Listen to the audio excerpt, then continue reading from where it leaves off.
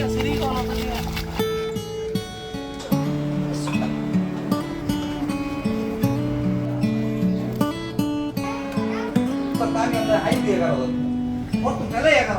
উল ফিতরকে সামনে রেখে নারায়ণগঞ্জের রূপগঞ্জ উপজেলার নোয়াপাড়া জামদানি পল্লীতে যেন উৎসবের আমেজ বিরাজ করছে। পল্লীর তাঁতঘরগুলোতে জামদানি তৈরিতে ব্যস্ত সময় পার করছেন তাঁতিরা। জামদানি পল্লীতে শিল্প প্লট জুড়ে দিনরাত চলছে ঐতিহ্যবাহী জামদানি শাড়ি তৈরির কাজ। আর এ সকল জামদানি শাড়ি পৌঁছে যাচ্ছে ঢাকার বিভিন্ন নামি দামি শোরুম সহ বিশ্বের বিভিন্ন দেশে। এছাড়া পল্লীর ভেতরে রয়েছে বেশ কয়েকটি জামদানি শোরুম, যেখানে সরাসরি ক্রেতারা এসে পছন্দের শাড়ি কিনতে পারছেন। ঈদ উপলক্ষে এসব শোরুমে বিক্রিও উল্লেখযোগ্য হারে বেড়েছে।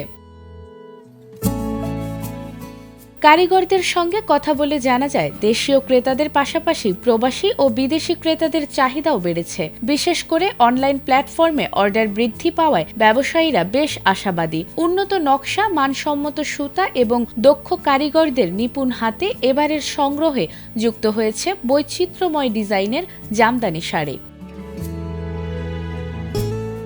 নোয়াপাড়া জামদানি পল্লীতে সাপ্তাহিক হাট বসে প্রতি শুক্রবার ভোর ৫টা থেকে সকাল ৮টা পর্যন্ত।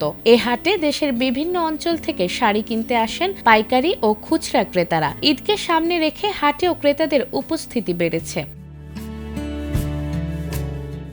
সরেজমিনে দেখা যায়, তাঁতিরা দিনরাত লাল, নীল, হলুদ, বেগুনি সহ নানা রঙের সুতা দিয়ে ঐতিহ্যবাহী নকশা বুনছেন। মাকু ও কান্ডুলে ফোড়ে ফুটিয়ে তোলা হচ্ছে ময়ূর প্যাচপাড়, বাঘনলি, কলমিলতা, চন্দপাড়, ঝুমকাণ্ড, তেরছা, জলপাড়, পান্নাহাজার, করলা, দুবলাজাল ও আঙুরলতা নকশা। একটি জামদানি শাড়ি বুনতে সাধারণত 2 জন কারিগরের প্রয়োজন হয়।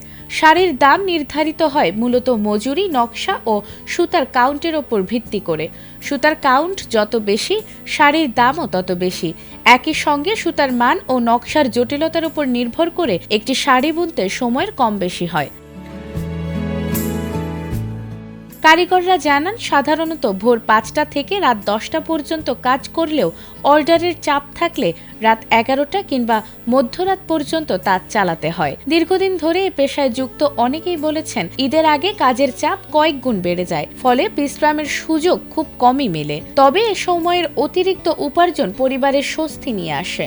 জামদানি বেসিক শিল্প নগরী কর্মকর্তা মোহাম্মদ জহিরুল ইসলাম বলেন, আসন্ন ঈদকে কেন্দ্র করে জামদানির কারিগররা ব্যস্ত সময় পার করছেন। এবার ঈদে তাঁতঘরগুলো থেকে আবার প্রায় 150 কোটি টাকার জামদানি পণ্য বিক্রি হতে পারে।